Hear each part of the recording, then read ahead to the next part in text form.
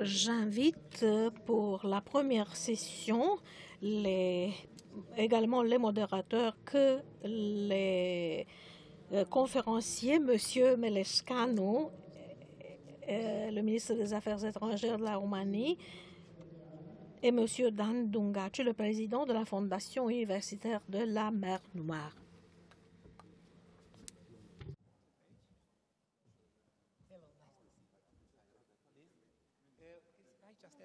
Și sus, da, aia deranja.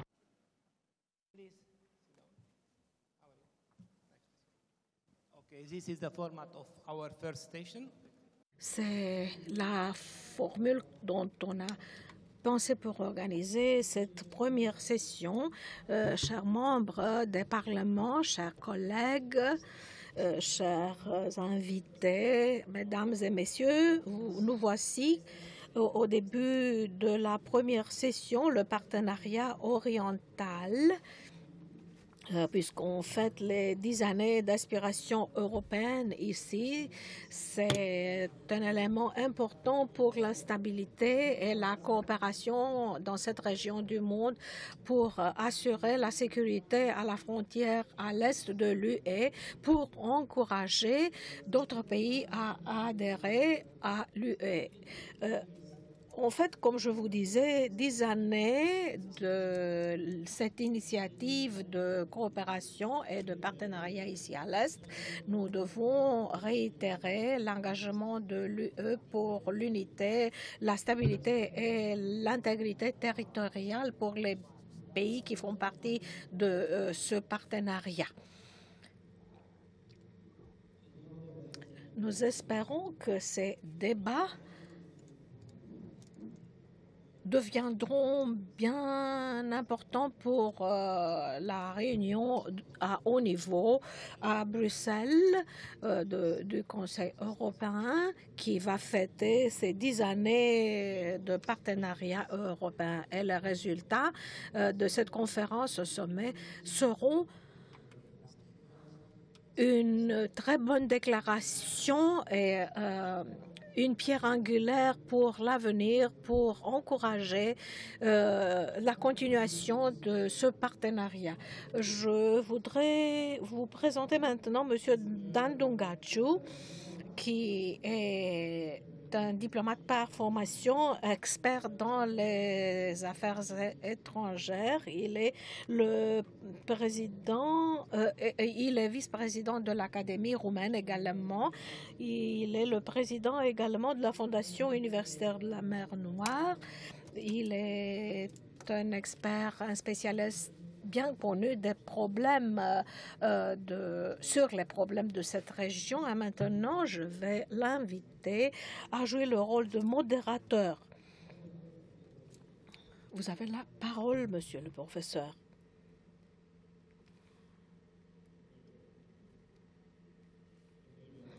Merci.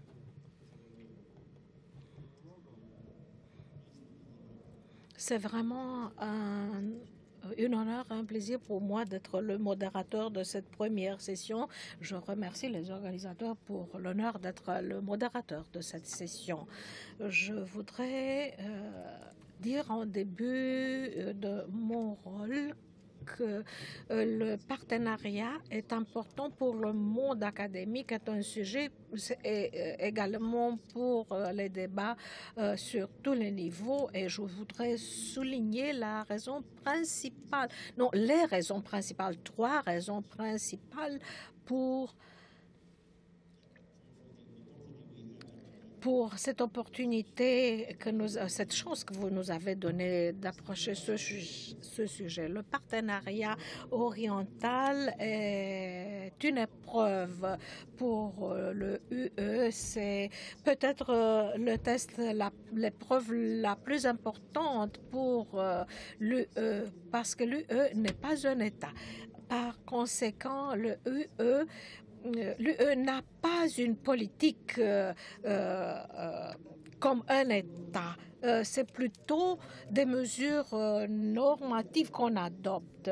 Avoir une vraie politique signifie avoir les mêmes valeurs, la même histoire. Mais on a cette structure déjà de normes et d'idéologie. C'est pour cela qu'on considère que c'est un test. C'est une épreuve, ce partenariat oriental. Alors, qu'est-ce qu'on peut attendre de l'avenir? Quels seraient nos espoirs? De ce point de vue, il nous semble, et moi je pense que le partenariat oriental dans cette région et dans les Balkans de l'Ouest, cette approche est vraiment un défi pour le partenariat. Et bien sûr, n'oublions que ces pays assurent la sécurité à l'est de l'UE. Le partenariat est important également parce que la Roumanie a plusieurs centaines de kilomètres avec l'Ukraine et la Moldavie. Pour la Roumanie, ce qui se passe de l'autre côté de la frontière est extrêmement important. Pourquoi? Parce que la prédictibilité et la stabilité ont changé ces dernières années. Et c'est bien important de voir ce qui se passe, voir quelle est l'attitude de la Russie, quelle est son approche vis-à-vis des conflits gelés, la façon dont on pourrait approcher ces sujets. Et c'est vraiment un défi important pour la Roumanie. La République de Moldavie de facto ou de jure a des citoyens qui parlent le roumain. Et c'est pour cela que la Roumanie est intéressée en ce qui se passe en Moldavie. C'est essentiel parce que c'est mieux d'être l'ouest de l'Est et pas l'envers.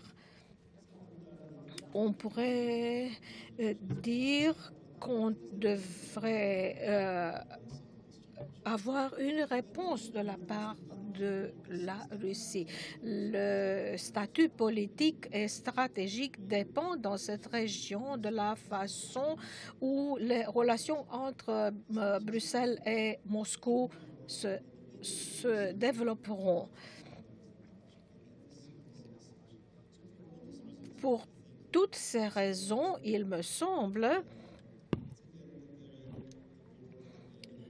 c'est une bonne occasion d'essayer de discuter, d'approcher ici tous ces sujets, d'aborder tous ces sujets. Et maintenant, avant que je donne la parole aux conférenciers, je voudrais vous poser plusieurs questions. Quel est l'avenir de ce partenariat étant donné les changements politiques? Deuxième question, est-ce que le projet de l'UE est attractif pour l'Est de l'Europe et pour ses citoyens?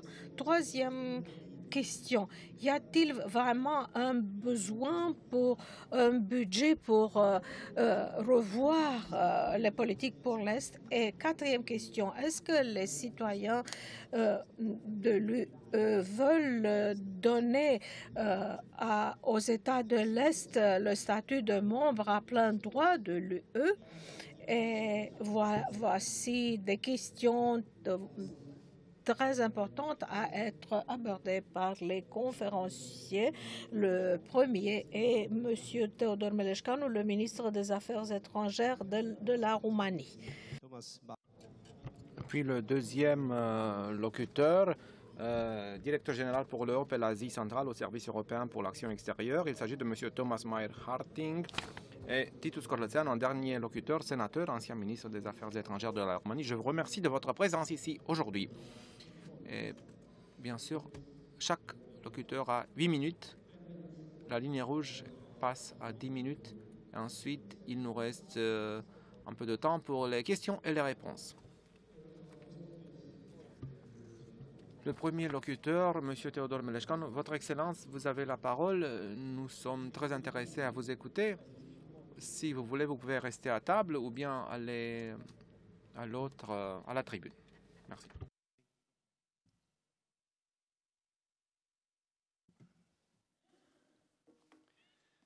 Good morning. Bonjour à tous, Vos Excellences, chers participants, Mesdames et Messieurs. En tant que membre du Parlement et ancien président du comité d'affaires étrangères et ayant rempli des fonctions au Sénat, j'ai l'honneur de me présenter aujourd'hui devant vous pour parler des priorités de la présidence roumaine du Conseil de l'Union européenne.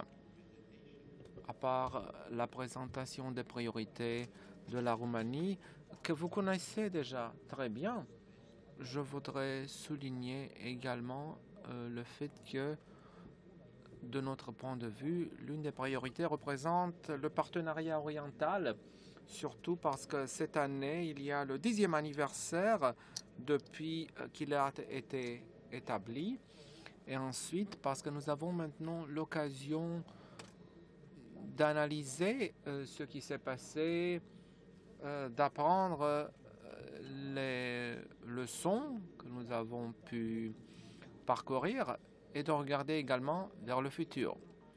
Également, c'est une occasion pour nous de préparer les évolutions après 2020 au sein de la politique des partenariats de l'Union européenne. Selon la perspective roumaine, il est sans nul doute que la coopération de l'Union européenne avec des pays comme nos voisins à l'Est, tels la République de Moldavie, l'Ukraine, la Géorgie, l'Arménie, l'Azerbaïdjan et la Biélorussie, est importante. La synthèse a né que nous les avons fait se rapprocher des valeurs de communauté européenne, des principes et des normes européens, grâce également à leurs ambitions et objectifs, bien sûr. Nous avons aidé ces pays à intégrer leurs économies à l'un des plus gros marchés au monde, celui de l'Union européenne, en renforçant leurs institutions, en accroissant les connexions, en renforçant la mobilité et en créant beaucoup de relations entre les gens durant le partenariat oriental. Selon nous, c'est une situation dont tout le monde bénéficie, même si des fois, de manière accidentelle ou pas, il y a eu des obstacles et il y a eu des critiques contre ces politiques. Ces 10 années qui se sont écoulées ont amené un développement constant de nos relations, surtout, je voudrais le souligner, par la mise en application des accords d'association, des accords très détaillés pour le commerce et les accords de commerce libre signés il y a 5 ans avec la République de Moldavie, l'Ukraine et la Géorgie. Tous ces pas ont enregistré une contribution sérieuse qui a permis à ces pays d'entrer sur la voie de grandes réformes et d'accroître leur commerce avec l'Union européenne tout en promouvant les relations sociales et économiques avec l'Union européenne.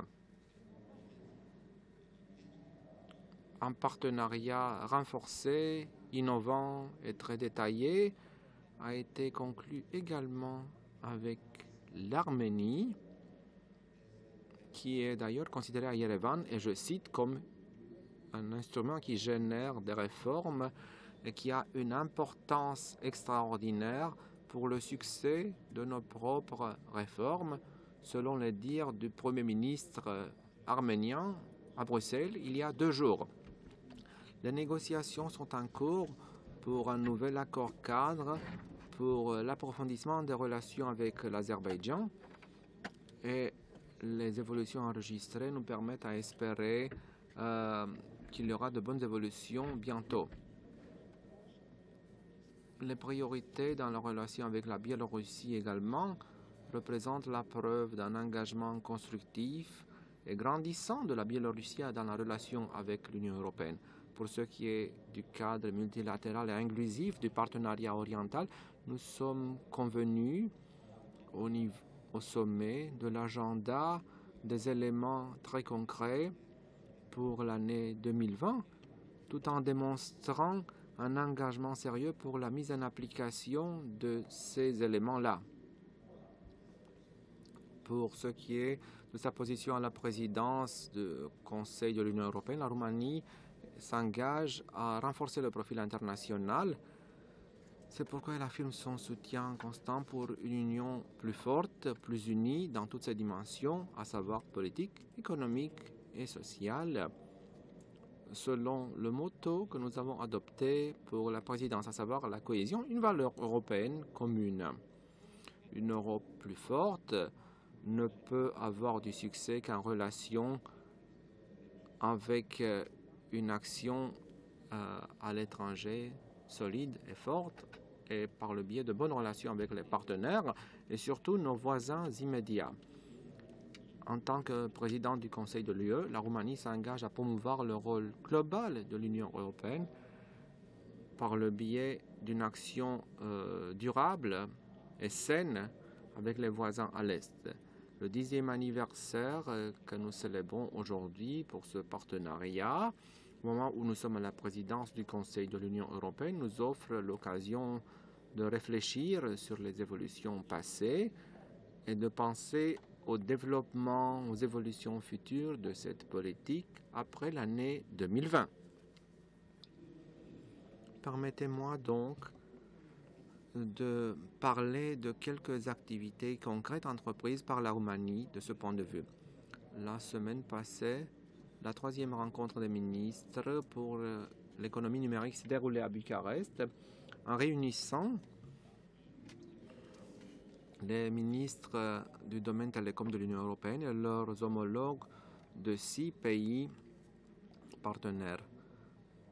Cette rencontre s'est concentrée sur les avantages du marché unique numérique pour les partenaires et sur des aspects comme l'harmonisation de l'infrastructure de bande large et a contribué à travailler pour assurer un niveau commun pour le roaming pour les partenariats du partenariat oriental. On a également jeté les bases pour le développement de l'harmonisation pour ces domaines entre l'Union européenne et les pays de ce partenariat. Ce n'est que le premier exemple du fait que nous respectons nos promesses et que nous produisons des résultats pratiques, positifs pour la vie de tous les citoyens. Au début du mois d'avril, l'Union européenne et le partenariat oriental avec ses membres, avec les ministres de l'énergie, se réuniront à Bucarest pour discuter de l'infrastructure d'énergie, des projets de connexion et des aspects d'efficacité énergétique. Ce sera une occasion unique de partir des réussites principales pour réussir à améliorer la connexion. On parle de cette réunion et le projet de l'interconnexion à gaz entre Iași, Ungheni et Chișinău avec la République de Moldavie est également important. Et ce projet qui doit soutenir la sécurité d'énergie de la Moldavie représente une priorité pour nos relations bilatérales entre la Roumanie et la Moldavie. Au mois de juin, il y aura une autre rencontre des ministres du partenariat oriental, cette fois-ci pour le domaine des transports. Je regrette que ce ne serait pas à Bucarest, mais à Luxembourg, en fait, mais sous la présidence roumaine du Conseil de l'Union européenne, et qui va en discuter de la coopération pour le transport et la logistique, tout en se concentrant sur les connexions de transport entre l'Union européenne d'un côté et nos voisins proches de l'autre. C'est toujours au mois de juin que nous avons l'intention d'organiser à Bucarest un partenariat, un forum du partenariat d'affaires qui marquera les 5 années depuis la signature des accords de commerce libre renforcés auxquels j'ai fait référence en réunissant des hommes d'affaires des États membres de l'Union européenne et des États membres, ce qui permettra à cet événement, à notre avis, d'être une occasion excellente pour s'ouvrir vers la mise en application des accords spécifiques bilatéraux pour les partenaires de l'Union européenne. En dernier lieu, mais pas le moins important, nous coopérons avec les collègues de la Lituanie pour l'organisation à Vilnius au mois de juin d'un forum pour les jeunes qui va inclure des dignitaires et des représentants des jeunes pour l'identification des meilleures voies pour soutenir les jeunes des pays partenaires. À part le travail pour des zones spécifiques, la présidence roumaine du Conseil se consacre à marquer les 10 années de mise en application de cette politique. Et à mon avis, la rencontre au niveau ministériel à Bruxelles nous permettra, grâce à notre ambition, de voir quelles seraient les évolutions futures après 2020. La définition d'objectifs particuliers et d'aspirations portant sur le partenariat oriental peut être très importante de tous les points de vue. Nos efforts communs pour permettre l'évolution des objectifs du partenariat oriental tout en offrant des approches personnalisées et bénéfiques en effet pour tous nos partenaires. Mais il nous reste encore à faire beaucoup de choses pour avancer du point de vue économique et social et institutionnel et pour faire des réformes dans les pays partenaires. Tout de même, il nous faut prendre en considération les réussites très importantes que nous avons pu obtenir. Le rapprochement et la personnalisation de nos partenaires à l'Union européenne sont très importants, tout comme les bénéfices pour les parties impliquées. Nous considérons que notre mission est celle de garder le processus d'évolution, de développement et de construire la possibilité d'intégration supplémentaire pour nos partenaires à l'Est si et quand ils réunissent les conditions du processus. Le partenariat oriental ne représente pas qu'une priorité de la présidence roumaine du Conseil de l'Union européenne, mais une priorité de l'Union européenne dans son entièreté. Et j'ai le plaisir de voir que la conférence interparlementaire dédie à ce partenariat sa première session est plein d'efforts. Je suis intéressé à entendre vos contributions et vos discussions sur les effets de cette politique. Je vous remercie. Thank you very much, Mr. Meleshka. Merci, Monsieur Meleshkanu, de votre approche optimiste raisonnable et de vos messages positifs. Le locuteur suivant, c'est Monsieur Thomas Meyer-Harting qui va présenter la perspective du point de vue de sa position de directeur général pour l'Europe et l'Asie centrale du service pour l'action extérieure. Vous avez la parole.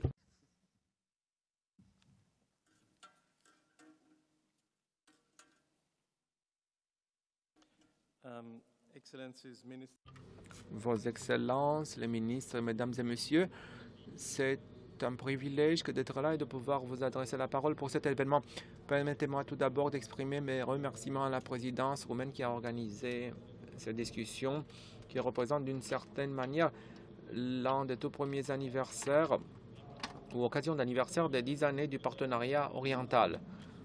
On nous a posé la question tout d'abord sur les aspirations européennes du partenariat oriental.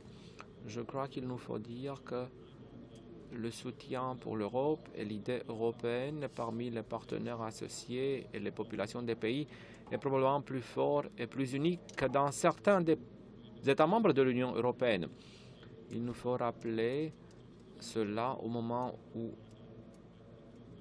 on pense au 5e anniversaire de ce qui s'est passé sur le Maïdan, quand des gens sont morts en Ukraine pour la démocratie, une expérience historique unique. Cela s'est passé en 2014. Cela nous permet d'examiner les réussites du partenariat oriental ces 10 dernières années, ce qui représente, à mon avis, l'occasion de parler de la contribution pour renforcer la durabilité de cette région. J'en parlerai des principes directeurs, Mais en effet, nous avons réussi à faire beaucoup, surtout dans certains domaines qui n'ont pas été remarqués dans les détails. On peut penser au renforcement des secteurs économiques comme l'un des secteurs clés et penser au soutien pour les PME, par exemple, aux prêts dans les monnaies locales. Et ces activités ont permis à 70 000 entreprises d'avoir accès à plus de 2 milliards d'euros et à créer 28 000 nouveaux postes. Pour ce qui est des connexions, nous avons mis l'accent sur la sécurité d'énergie et l'efficacité énergétique. Selon nos statistiques, 100 000 familles ont pu avoir des factures de valeurs inférieures et améliorer leur standard de vie grâce au travail du partenariat oriental. Je considère que c'est l'une des zones clés et peut-être le domaine le plus important du partenariat oriental. Nous avons renforcé les contacts entre les gens, le travail avec la société civile, et alors le fait que Erasmus+ a offert à plus de 30 000 étudiants des opportunités de travail pour les gens qui provenaient du partenariat oriental montre que nous devons continuer la voie de ce processus et faire encore plus. Une autre des priorités du partenariat oriental pour ce qui est de la durabilité est le renforcement de l'administration, des réformes traditionnelles, le travail avec les institutions, la lutte contre la corruption et le fait d'avoir fait des États plus efficaces et plus justes. Nous avons enregistré certaines évolutions, mais il nous reste à dire que parmi les 20 objectifs fameux pour l'année 2020, c'est le domaine pour lequel nous devons encore travailler plus pour le partenariat oriental, pour améliorer l'administration,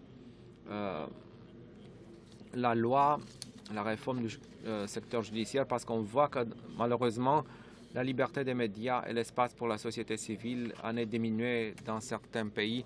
C'est pourquoi ces entités-là sont représentées au partenariat oriental. Je crois que M. le vice-président Pascu a parlé de more for more, plus pour plus, l'un des principes clés du partenariat oriental. Mais il nous faut rester conscient du fait que parmi les États membres, on discute maintenant aussi de less for less, moins pour moins. S'il y a des partenaires moins motivés qui restent en arrière, alors les principes ne sont plus atteints.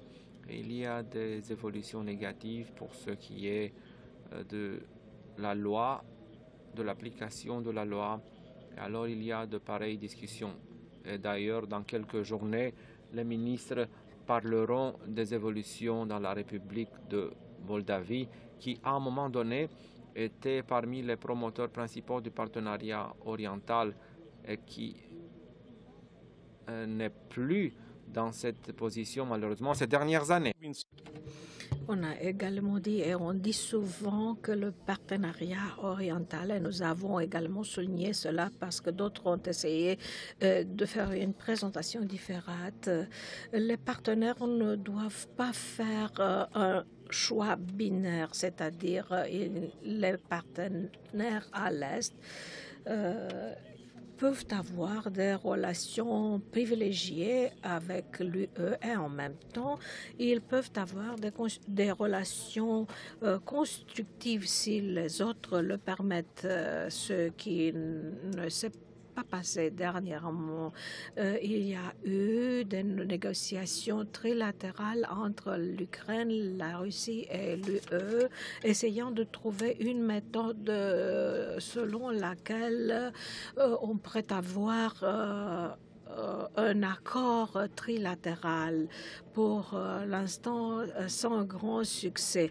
Les opportunités, les chances pour l'Ukraine devraient être plus grandes, mais il me semble que la faillite n'est pas à cause de nous. Et quand on parle des choix binaires, j'ai eu une conversation intéressante avec l'un des ambassadeurs des pays à l'Est, à Bruxelles. Il m'a dit oui, c'est bien, mais comme vous le savez, dans le Conseil et parmi les pays membres, il n'y a pas de consensus sur la perspective. Il est clair, il me semble qu'il n'y a pas un consensus, un accord entre les pays membres concernant les perspectives d'adhésion des pays membres du partenariat à l'Est. Nous devons reconnaître les aspirations européennes de ces pays, mais il me semble que probablement le Conseil ne dépassera pas cette ligne même dans les années à venir, ce qui nous fait revenir aux relations avec le partenariat, au sein du partenariat.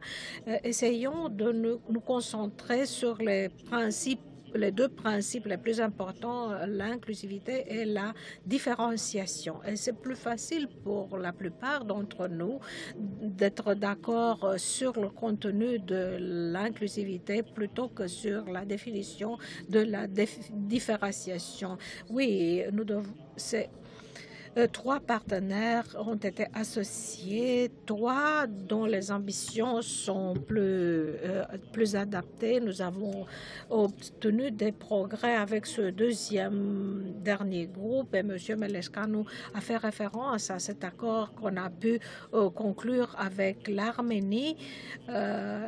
L'obligation de l'Arménie sont incluses dans cet accord, permettant également de développer de lignes directrices pour le processus à l'avenir, et le Premier ministre est venu à Bruxelles il y a 2 jours et il a soutenu cette même idée. Et avec Azerbaïdjan, nous espérons avoir un accord également en dépit des défis. Il y a eu des difficultés avec la Biélorussie. Avoir une relation bilatérale avec ce pays ferait partie de l'ensemble du partenariat oriental. Et avec la différenciation, que peut-on faire concernant les différences? Dans un premier instant, une meilleure compréhension, un accord permet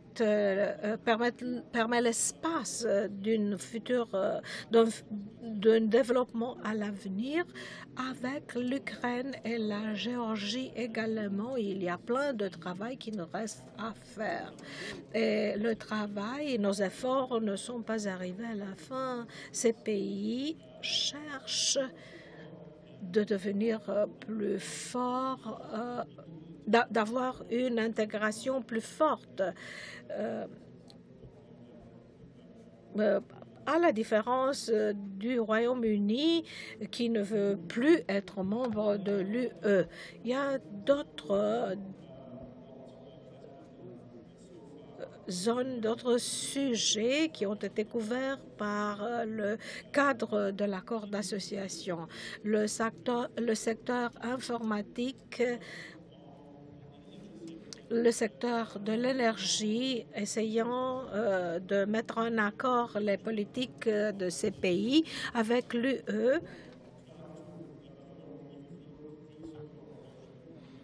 Nous essayons également de mieux travailler pour le système douanier.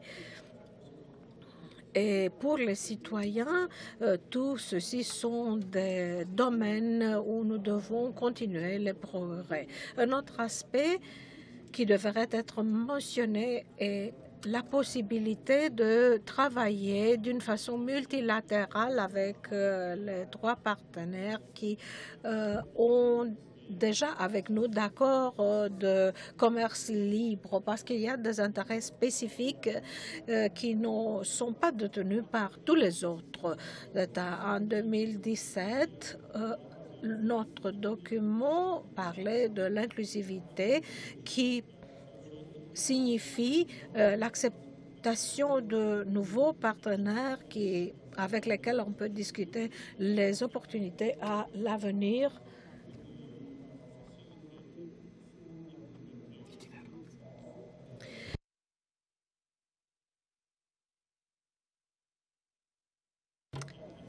Ce sont des sujets sur lesquels nous continuons à faire des efforts. Nous devons essayer de mieux comprendre à quelle mesure les différences pourraient plutôt nous servir que nous séparer. Ce sont les sujets clés de discussion pour les années à venir, pour le développement du partenariat à l'avenir. La conclusion pour nous, et c'est un sujet qui devrait être également abordé à l'avenir, c'est pas assez pour quelqu'un de dire qu'il est pro-européen et d'approcher les sujets d'une façon trop simpliste. Les institutions de l'UE, en ce qui nous concerne, ce qui est important, c'est pas nécessairement la définition, mais ce que les pays font pour promouvoir les valeurs sur lesquelles se base la structure européenne. Je vous remercie.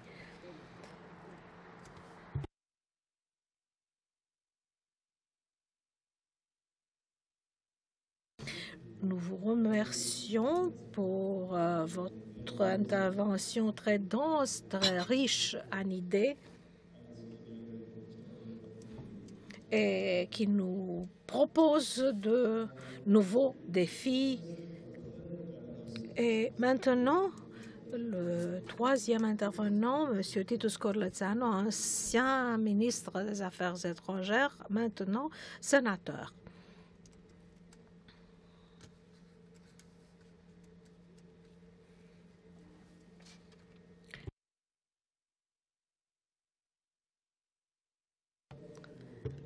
Moi, également, je voudrais saluer nos collègues représentant le Parlement européen, les parlements nationaux, représentant également les assemblées interparlementaires, y inclut l'Assemblée parlementaire du Conseil de l'Europe, de l'OTAN et de l'OSCE.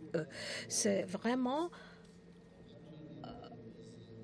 un honneur d'être le pays qui organise cette conférence et le pays qui, pour la première fois de son histoire,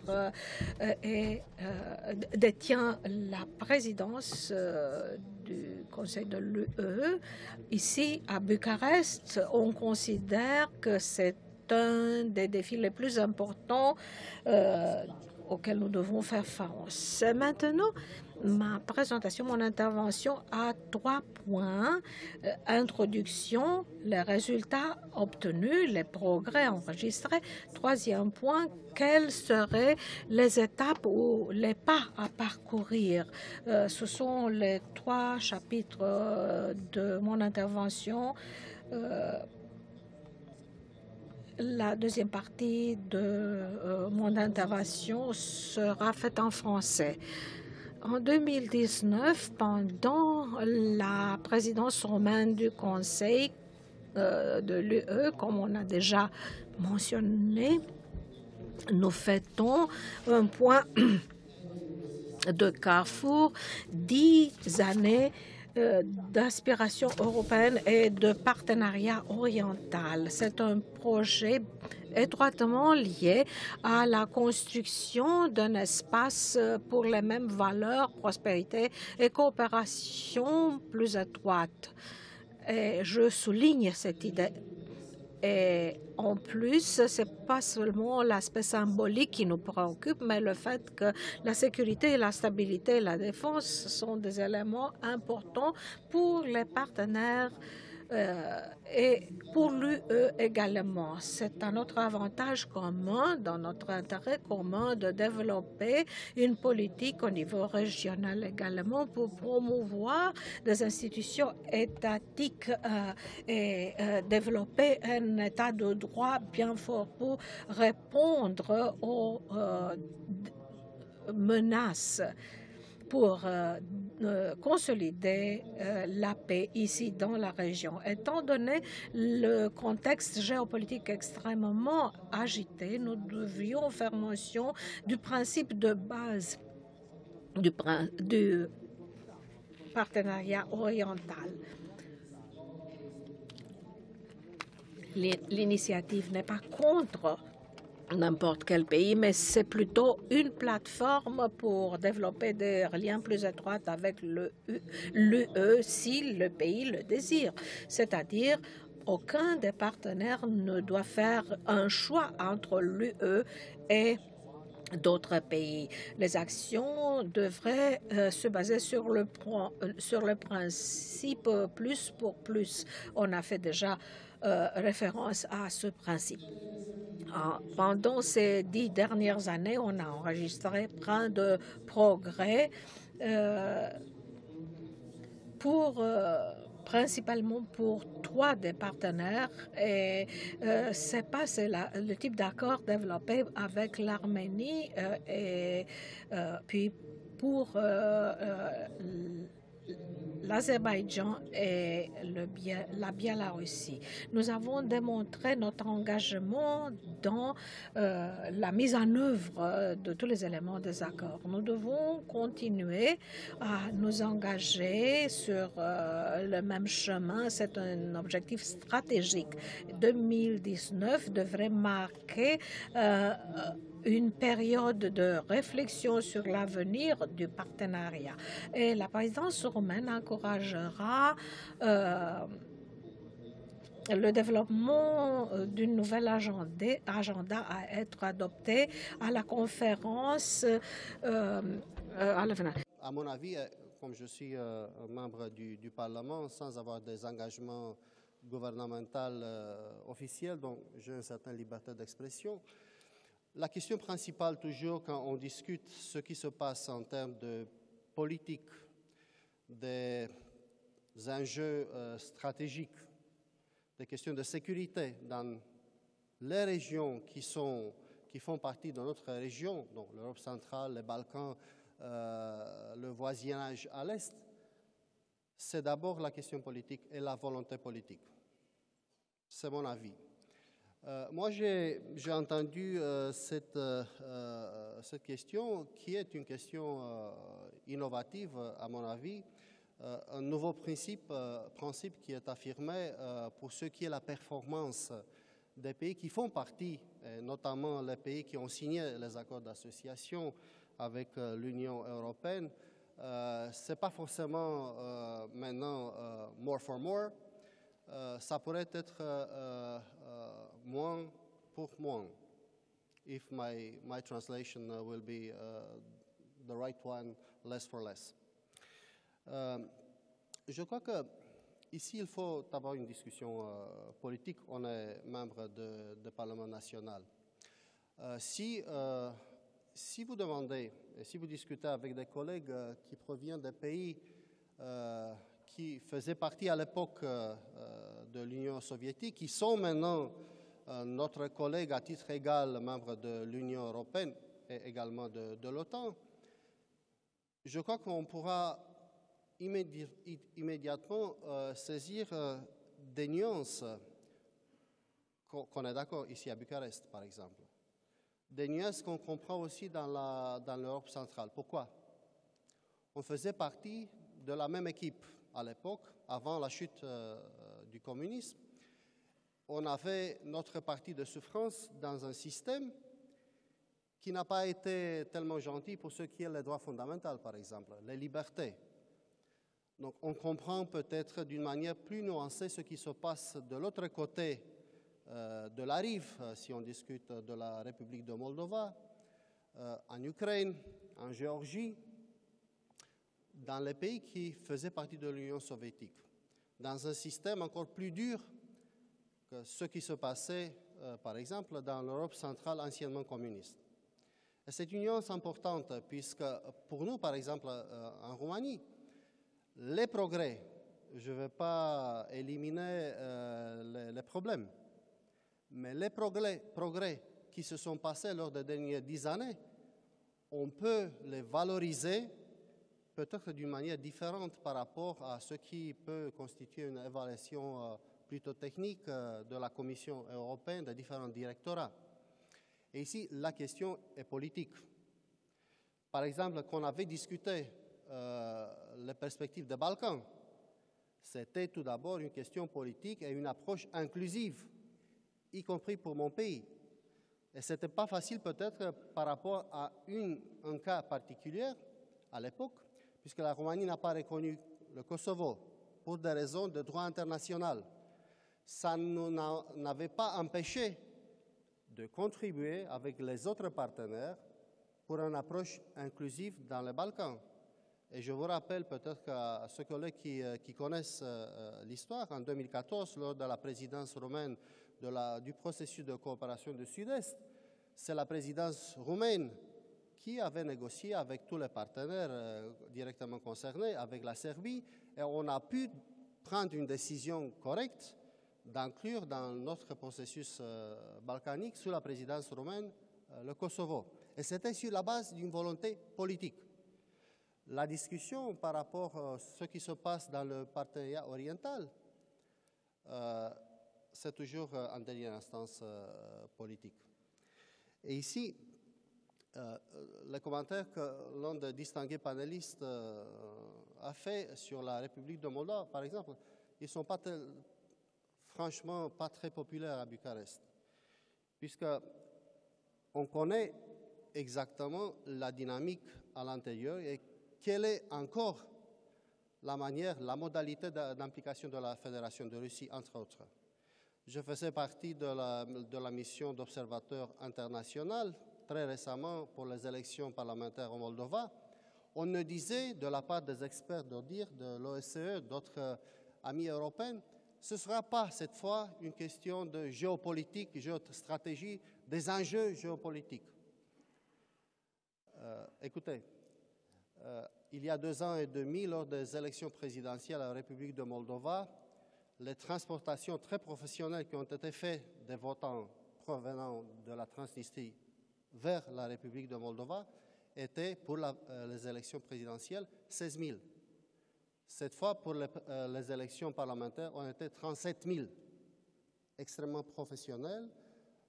Les choses ont bougé pour altérer la volonté libre des électeurs et les résultats libres des élections en République de Moldova. Si on connaît quels sont les enjeux pour les pays qui ont une présence militaire étrangère sur leur territoire, c'est le cas de l'Ukraine, c'est le cas de la République de Moldova, c'est le cas de la Géorgie.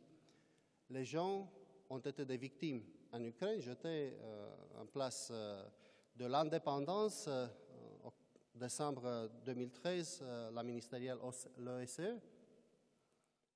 et j'ai vu les gens qui manifestaient pour la liberté et pour leurs aspirations européennes. Il faut respecter ça.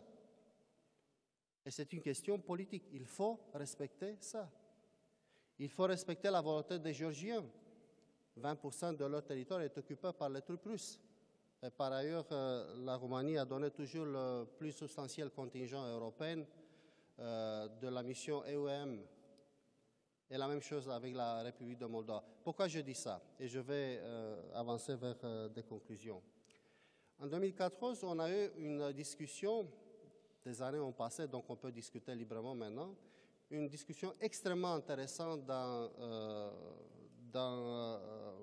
au sein de la ministérielle de politique étrangère de l'Union européenne, entre les ministres des Affaires étrangères. La question était la question qu'on discute aujourd'hui. Et c'était clair, une polarisation qui reflétait les différents intérêts, dont je respecte, entre ceux qui disaient il ne faut pas donner des espoirs qui ne sont pas fondés à nos partenaires. Association, coopération, réforme, c'est bon. Et les autres, notamment nos collègues des pays baltes, d'Europe centrale, d'Europe orientale, la Roumanie, qui disaient il faut respecter la volonté, la vocation européenne. Peut-être que nos collègues, dans leurs efforts, ne sont pas parfaits. Ils ne sont pas parfaits. Mais la situation dans un espace anciennement soviétique, c'est différent, y compris par rapport, ou notamment à commencer par rapport à l'Europe centrale. Et si on comprend ces nuances qui sont importantes, je crois qu'il faut valoriser d'une manière différente leurs efforts. Il faut être correct sur la base des traités de l'Union européenne en disant, oui, si un pays a vocation européenne, c'est un associé politiquement et sur des choses économiques à l'Union européenne. S'il demande, s'il est intéressé, il faut être honnête de notre côté. Il faut donner une vision et une vocation, une future européenne. Il y a une grande différence entre traiter un partenaire en disant vous devez faire des réformes qui parfois sont dramatiques, sont douloureuses, costent beaucoup, sans donner l'objectif final, pas pour demain, pas pour l'après-demain. Et c'est une autre situation si on fixe d'une manière correcte, oui, vous avez le droit à atteindre cet objectif, une future candidature. La dynamique des réformes sera différente. Mais il faut être honnête dans les relations avec nos partenaires. C'est inhabituel peut-être dans une telle conférence d'avoir une telle approche, mais après toutes ces années, j'ai vu les évolutions politiques dans les pays de l'Union européenne. J'ai vu comme la volonté politique a changé. L'élargissement, c'était et reste un acquis majeur de cette union en termes de compétitivité et en termes de rôle dans les relations internationales. Ce sera tout à fait différent si à notre frontière, par exemple, demain, la République de Moldova aura un gouvernement qui choisirait une autre direction.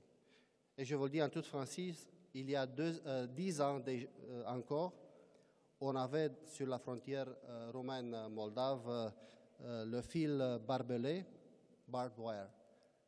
10 ans qui se sont passés ont changé dramatiquement la situation et les relations, l'intégration de l'espace moldave avec l'Union européenne. Ce n'est pas parfait. C'est la même chose avec l'Ukraine et la Géorgie. Mais il faut être honnête. Et c'est un encouragement d'avoir cette sensibilité sur les nuances, sur des évolutions qui se passent parfois dramatiquement de l'autre côté de la frontière, puisque quand nos collègues, et je suis très honnête ici, quand on discute avec nos collègues de la France, d'Espagne, de l'Italie, du Portugal, de la Grèce, et ils nous disent ce sont nos priorités, les suivantes, on respecte, et ce sont des priorités légitimes. Il faut être solidaire, il faut contribuer, et d'ailleurs mon pays contribue. Dans toutes les opérations Frontex, dans les questions de ressources, combattre le terrorisme, etc., on contribue. Mais il faut avoir une approche équilibrée et solidaire au sein de l'Union européenne, puisqu'il y a aussi deux choses à la frontière de l'Est. Il ne faut pas oublier ça en termes politiques, en termes de ressources alloquées, de budget et de volonté politique. Je vous remercie.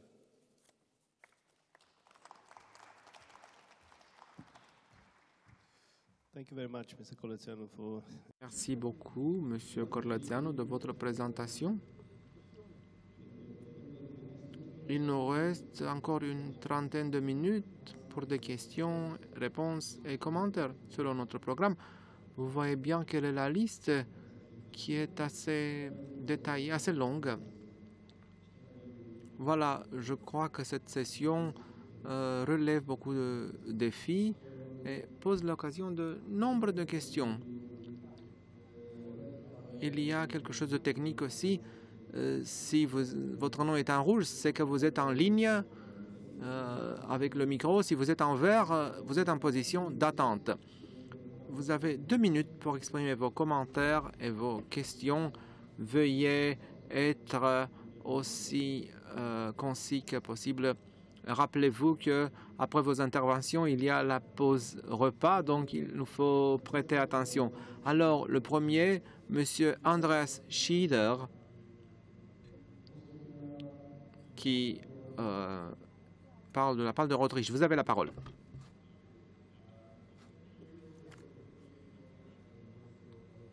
Je vous remercie et je tiens à remercier les organisateurs roumains de cette session tout à fait intéressante. Je voudrais parler de 2 aspects. Nous avons discuté de la politique d'armement qui a été un sujet important qui touche d'ailleurs le partenariat oriental.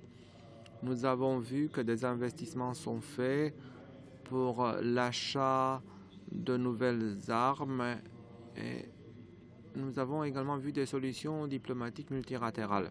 Alors, ma question est la suivante. Comment le partenariat oriental gérera-t-il cet aspect? Deuxièmement, puisqu'on parle d'administration, de l'état de droit et de réglementation qui sont soumis à des menaces, comment pouvons-nous renforcer ces institutions mentionnées par M.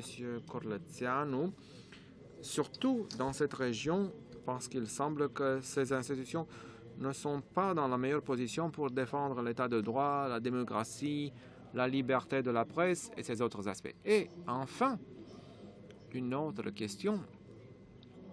De quelle manière devrions-nous nous conduire ou gérer la relation avec la Russie dans la région, puisque nous avons besoin de compréhension et d'une bonne attitude politique, mais nous constatons qu'il y a une énorme distance entre l'Union européenne et la Russie.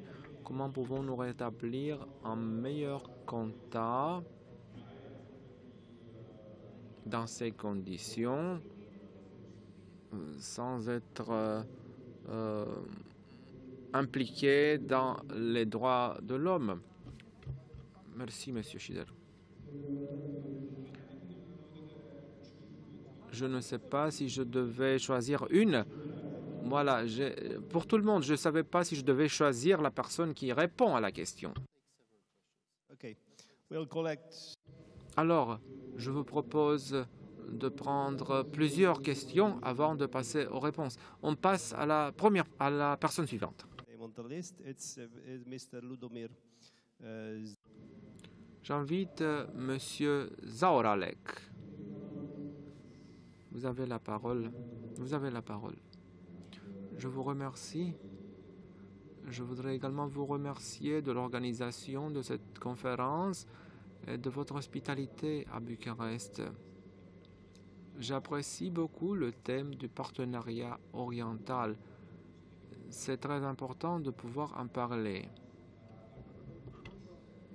Permettez-moi donc de parler du fait que les discours que nous avons entendus ont mentionné que ce partenariat oriental représente une sorte de test pour l'Union européenne. En effet, il en est ainsi, mais quelle sorte de test en est-il? Je ne suis pas persuadé que ce soit un test de notre pouvoir, de notre puissance. Beaucoup de choses ont changé ces 10 dernières années. C'est pourquoi je voudrais rappeler le fait qu'on parle de toutes sortes de choses qui ont une influence. L'annexion de la Crimée a changé de manière fondamentale les choses. Alors, notre façon de penser doit également changer. Il ne s'agit pas des seules valeurs de la Crimée à Donbass. Il s'agit de pouvoir. Quelle était l'intention de l'Ukraine? D'accepter le partenariat oriental pour devenir un partenaire rapproché de l'Union européenne. Je pourrais également parler au nom d'autres pays, comme l'Arménie. Je me rappelle que bien des fois, la possibilité ou l'opportunité d'être partie de cela n'est que limitée. Alors, nous avons une possibilité limitée d'accepter ces choses-là. Il nous faut peut-être ouvrir la politique vers l'OTAN, vers la Géorgie, mais nous ne pouvons pas le faire. Alors, d'un côté, il nous faut être conscient du fait que le partenariat oriental a représenté une offre de coopération pour ces pays et que dans ces 10 années, nous avons pu apprendre qu'il ne nous faut pas dépasser ces limites, ces barrières.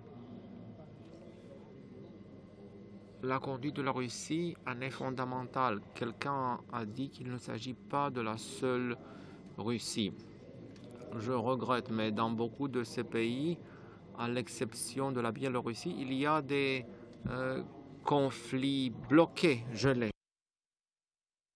Il y a des conflits gelés pour lesquels il nous faut avoir des instruments adéquats de traitement. pour les arrêter. Et alors la situation, cet état de choses relève des défis pour l'Union européenne et il nous faut trouver des réponses détaillées parce qu'il ne s'agit pas du seul partenariat oriental et des conditions, mais de la structure de l'Union européenne en son entièreté. Je suis persuadé que nous devons nous rendre compte qu'il ne nous faut pas seulement parler des valeurs, mais en fait développer notre force, développer notre soft power pour renforcer nos capacités civiles. Il nous faut parler de la manière adéquate d'accroître notre pouvoir et d'agir en tant que diplomate. Merci. Good morning, gentlemen. Bonjour à tous, mesdames et messieurs.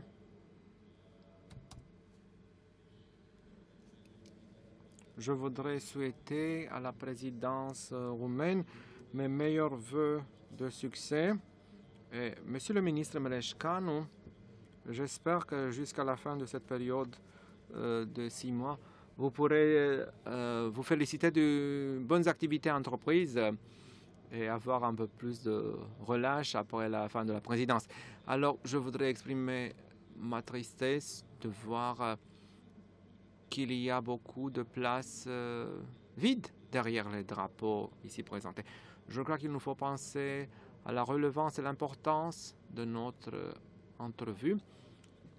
Et je suis heureux de la participation de certains collègues qui sont là.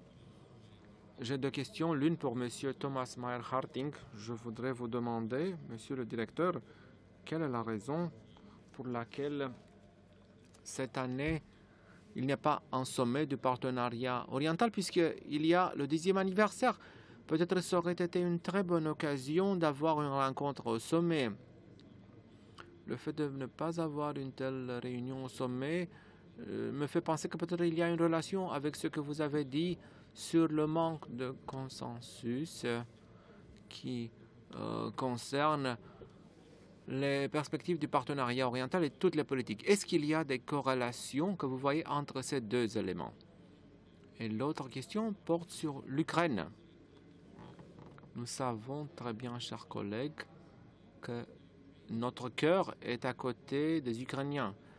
Nous nourrissons une forte solidarité avec eux et il nous faut l'avoir après cette agression qu'ils ont souffert.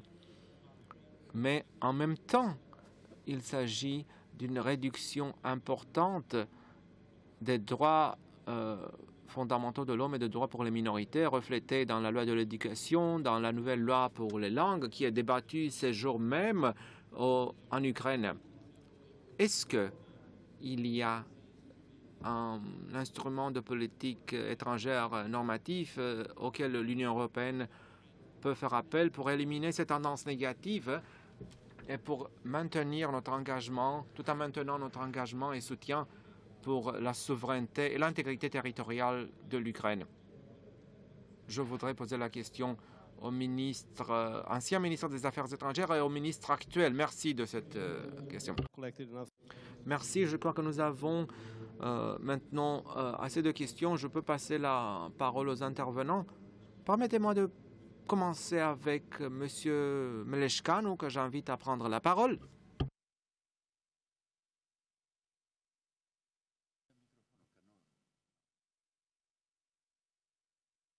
Yes, thank you very much. Thank you for your questions, which are really very important questions.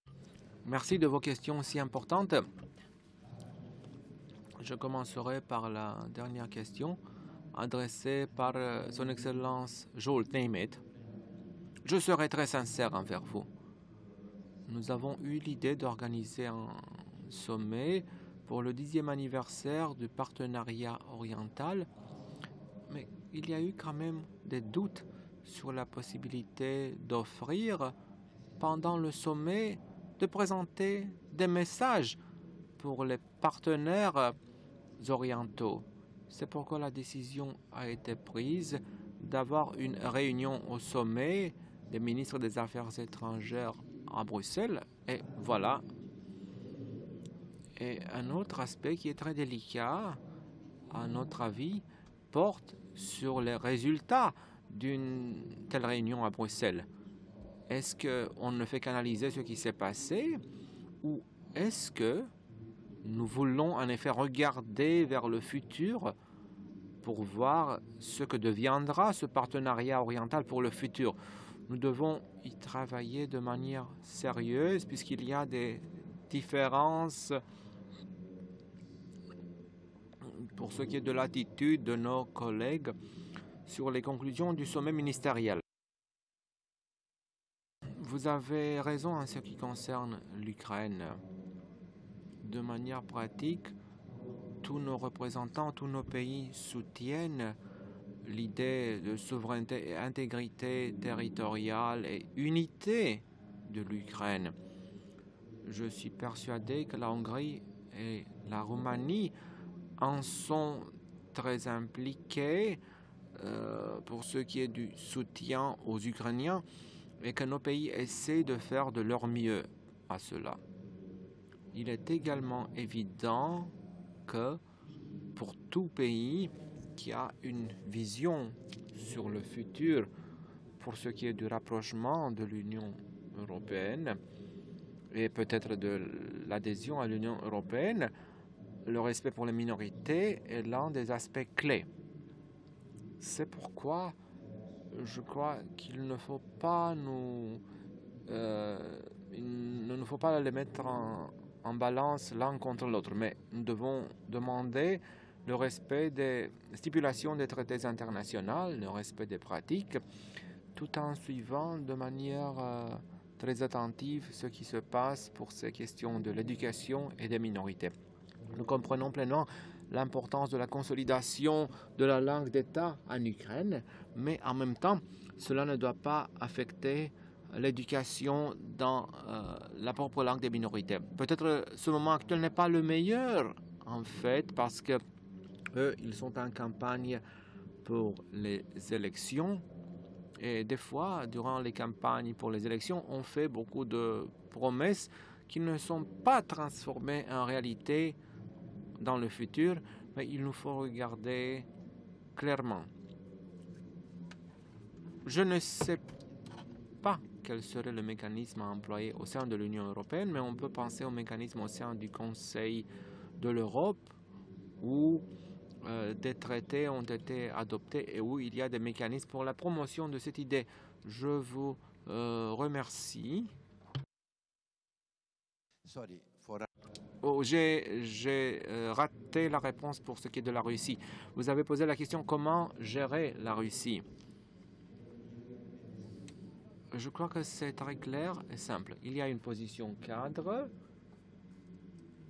au sein de l'OTAN, parce qu'on parle là de défense et de dialogue. Si on pense à cette position, cela dépend bien sûr de la conduite des Russes. En effet, nous sommes clairement intéressés à la défense. Nous sommes intéressés par la croissance de la présence dans la région, mais nous sommes également intéressés à promouvoir un dialogue avec la Fédération de Russie, un dialogue qui soit sur des bases prévisibles et pragmatiques, tout en respectant les règles des lois internationales et en offrant des avantages réciproques pour tout le pays de l'Union européenne et la Russie. À très grande échelle, en très grande mesure, cela dépend de ce que veut faire la Fédération de Russie pour nos relations futures. Les seuls instruments qui sont à notre disposition pour la protection, c'est la protection contre les guerres hybrides, en premier lieu, puis en deuxième lieu, accroître la durabilité de nos pays, et en troisième lieu, la communication stratégique, surtout au moment des campagnes d'élection où la communication stratégique est essentielle. Nous avons vraiment l'espoir qu'il y a des ouvertures pour cela. Mais vous savez ce qu'on dit. Il faut qu'il y ait 2 partenaires pour une danse, par exemple. Alors, voilà, cela dépend beaucoup de ce que la Fédération de Russie veut développer pour le futur dans leur relation avec l'Union européenne. Merci. Je voudrais répondre à la question qui m'a été directement adressée par M. Nemet. M. Meleshkano a en partie répondu. Comme je vois les choses, tous est en étroit lien avec le Conseil de l'UE. À la fin de l'année, on a considéré qu'une conférence à haut niveau n'est pas absolument nécessaire, puisque la Commission est à la fin de son mandat. Nous devons décider sur 20 milliards d'euros jusqu'à 2027. Alors, l'administration européenne qui va s'installer doit décider. Le Conseil doit adopter l'initiative. Et cet 10e anniversaire nous aide à faire quelque chose d'utile pour laisser pour l'avenir, le reste des décisions, la présidence détenue par l'Allemagne va s'en charger. Ce n'est pas une question d'être d'accord ou non sur les perspectives de partenariat. Il me semble improbable qu'il y aura un accord même dans les années à venir. Le vrai problème, et c'est le point que je voudrais souligner, est de décider sur ce que nous voulons faire pour ce qui est de la différence et de la différenciation. Il y a des limites dans le cadre de l'accord d'association et l'accord de commerce libre pour ceux qui veulent plus pour plus. Et cela me mène à la question sur l'état de droit et le système juridique. Nous devons développer un pouvoir juridique indépendant. C'est une des valeurs les plus importantes pour l'UE. Et une autre priorité est la lutte contre la corruption. Et si vous suivez nos discussions avec les partenaires plus avancés, c'est un des points d'intérêt essentiel. Pour ce qui est de la Russie, l'UE, je n'ai rien à ajouter à ce qu'on a dit sur les différentes dimensions. Nous avons 5 principes de base. L'un de ces 5 principes étant qu'une fois l'accord est mis en œuvre avec Minsk, nous devons puis après développer encore corollaire les relations avec les pays de l'Est. Nous devons avoir un engagement sélectif avec la Russie et cela va de soi. Le contexte est essentiel pour la coopération et je voudrais répéter ce que j'ai déjà dit. Le partenariat oriental aide à la coopération que nous avons avec les pays de la région, étant donné les conflits. 5 des 6 pays sont dans de pareils conflits. Je les sais. En tant que soft power, nous devons penser à ce que l'UE peut faire pour consolider les institutions de ces pays, parce que les situations sont complexes dans les pays respectifs. Mais je répète, le partenariat oriental n'est pas un instrument pour résoudre tous les problèmes. Et ce n'est pas un instrument contre la Russie, mais c'est une possibilité de trouver des solutions pour que les pays membres définissent leurs relations avec nous. Et apparemment, nous avons plus de succès avec l'Arménie, un pays qui a décidé de mettre l'accent sur la relation avec la Russie. Et c'était la Russie qui a placé l'Arménie dans une situation de faire un choix, persuadant le pays de devenir membre de l'Union douanière. L'Arménie, tandis que nos partenaires à l'Est, même les plus avancés, ont un accord de commerce libre. Si quelqu'un oblige un pays à l'Est de faire un choix binaire, ce n'est pas l'UE.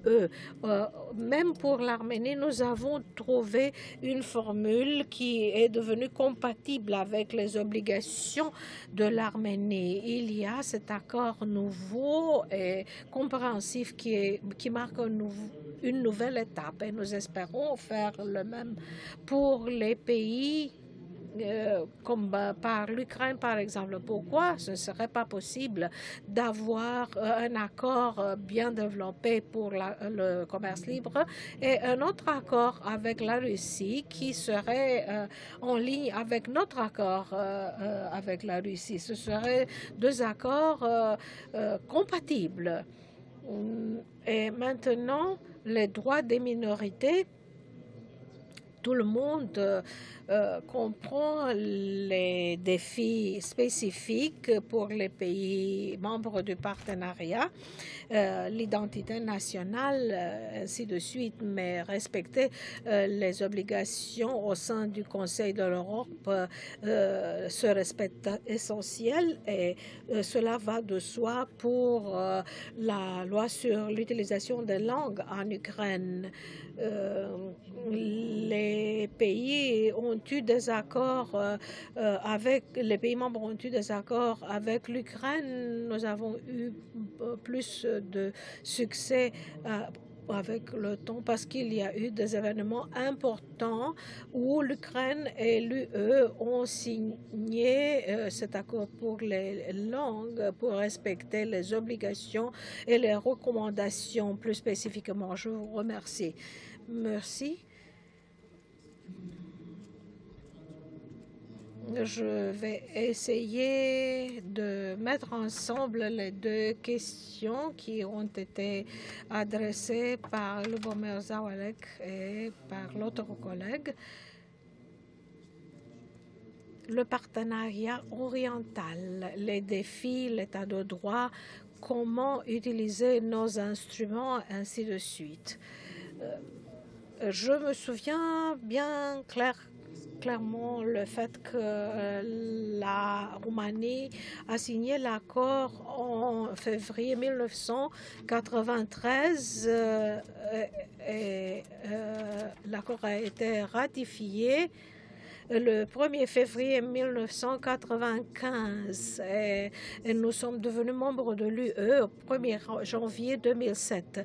Cela nous a pris 14-15 ans depuis le moment de la signature de l'accord d'association jusqu'à l'adhésion proprement parlant. C'était un progrès, un effort qui était bien coûteux parfois. C'était une expression d'une volonté politique, mais nous avons su depuis déjà 1993 que le but était l'adhésion parce qu'il y avait cette clause dans l'accord qu'il y aura la qualité de membre. Maintenant, il y a cette différence fondamentale dans l'accord signé avec la Géorgie, la Moldavie et l'Ukraine. Quand quelqu'un signe un accord et quelqu'un, à la base de cet accord, on demande que tu dois faire ceci et cela, des transformations importantes, des réformes radicales, douloureuses et parfois coûteuses. Pourquoi est-ce que tu dois faire cela? Quel est l'objectif final? Pourquoi doit-on le faire? À mon avis, ces accords d'association qui offrent quelque chose d'important, quelque chose supplémentaire à ce que la politique de voisinage comprenait auparavant, nous voilà 10 années après la signature de cet accord. Après 10 ans, continuer à travailler, faire des fautes parfois, est-ce que cela est suffisant pour maintenir la dynamique, pour atteindre le but? C'est une question de mettre en accord la destination finale, une impulsion pour cela. Ou sinon, parce qu'il s'agit de cette question du pouvoir des ressources d'un pays et les défis de sécurité vis-à-vis de la Russie. Ce n'est pas seulement une question des moyens utilisés. Les pays, n'oublions, sont des pays de religion orthodoxe. Nous devons bien comprendre quels sont les défis. Quand on parle de l'état de droit et des instruments du Conseil de l'Europe et des autres instruments, quand on parle de tout cela, ce sont des demandes, des requêtes. Nous avons deux systèmes, deux approches différentes, instruments, mécanismes de l'UE pour ce qui est de la démocratie, de l'état de droit et des droits fondamentaux, tandis que le Conseil de l'Europe parle des mêmes sujets et des mêmes instruments. Comment est-ce qu'on peut obtenir une synergie et ne pas avoir de système de mise en œuvre qui serait différent? Les pays travailleront avec qui et à la base de quel principe et suivant quel instrument? Nous devons faire attention à cette harmonisation. L'état de droit, la démocratie, ce sont des éléments essentiels. Mais quel est le but final pour ceux qui se sont engagés dans ces efforts et de payer le prix pour cela? C'est une question de décision politique et de volonté politique. Parce que quand on lance, quand on offre des idées intellectuelles bien intéressantes, moins pour moins, cela est une façon de masquer, de cacher l'absence de la volonté politique. S'il vous plaît, essayez d'être plus concis. Jolt Nemeth a posé cette question sur l'Ukraine, la protection des minorités nationales. Nous avons lancé la procédure au sein de l'Assemblée parlementaire du Conseil de l'Europe, recommandation en fin de compte, et puis après, il n'y a pas eu une continuation. Oui, nous savons bien qu'il y avait des élections, nous n'avons pas troublé les eaux, mais c'est de nouveau, c'est à nous maintenant, c'est notre tour à faire ces instruments être mis en œuvre, soutenant l'Ukraine en même temps, parce que c'est pour moi le voisin le plus près, 640 kilomètres de frontières. C'est notre voisin à l'Est. Nous sommes bien intéressés à voir la continuation du processus européen de l'Ukraine. Il y a maintenant de contraintes de temps. Nous devons nous arrêter maintenant. Il y aura d'autres sessions après le déjeuner. Je voudrais remercier maintenant nos intervenants, nos conférenciers et à la fin, je donne la parole à M. Dumitrescu pour des très brèves conclusions. Moi, je dois faire respecter le programme. Maintenant, je remercie M. Meleshkano, M.